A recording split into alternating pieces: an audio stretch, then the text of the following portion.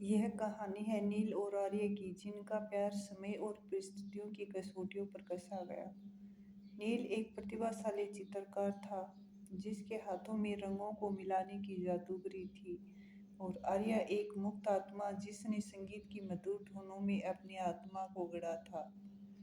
उनकी मुलाकात एक सामान्य दुर्घटना में हुई, जब नील की पेंट ब्रश आर्या की नोटबुक पर गिरी और उसमें रचा बसा संगीत रंगों में बहने लगा। प्यार ने धीरे धीरे अपने पंख पसारे और नील और आर्या ने साथ मिलकर संगीत और कला की एक नई दुनिया को जन्म दिया। लेकिन कहानी में तब मोड़ आया जब आर्या को पता चला कि उसे विदेश में एक संगीत कार्यशाला के लिए चुना गया। नील, जो अपने चित्रों में आर्या को ही चित्रित करता था, के लिए यह एक बड़ा धक्का था। वह जानता था कि आर्या का जाना उनके प्रेम की परीक्षा होगी।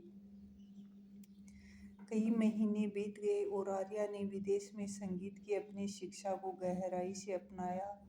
वहीं नील उदासी और अकेलापन महसूस करते हुए अपने चित्रों में वही प्रेम प्रकट करने की कोशिश कर रहा था, जो आर्या के सानिध्य में उसे महसूस होता था।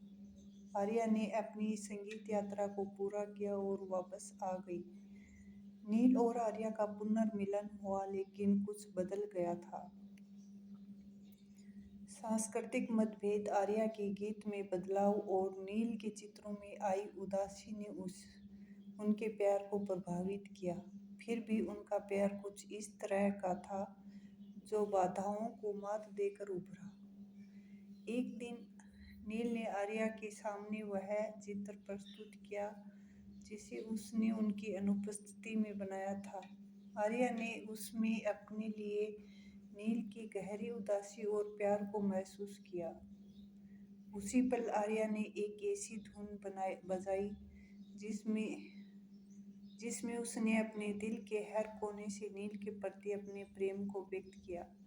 संगीत और चित्रकला के माध्यम से उन्होंने एक संवाद स्थापित किया जहां शब्दों की जरूरत नहीं पड़ी। कहानी समाप्त होती है, लेकिन उनका प्यार एक नया आयाम पा चुका था। एक ऐसा प्यार जो उनकी रचना, उनके संगीत और उनके चित्रों में अमर हो गया था।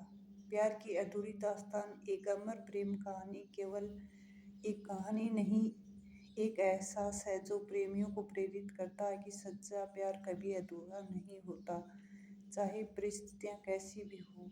दोस्तों, कहानी कैसी लगी कमेंट